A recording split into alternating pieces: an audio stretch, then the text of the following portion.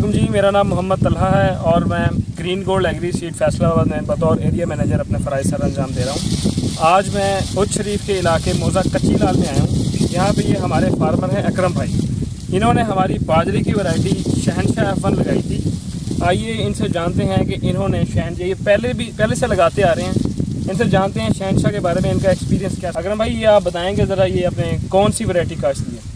Green gold की शहनशाह variety है, बहुत अच्छी वैरायटी है माशाल्लाह। 1.5 फुट का इसका ये है सिटा और 3-4 साल से लगा रहे हैं हम।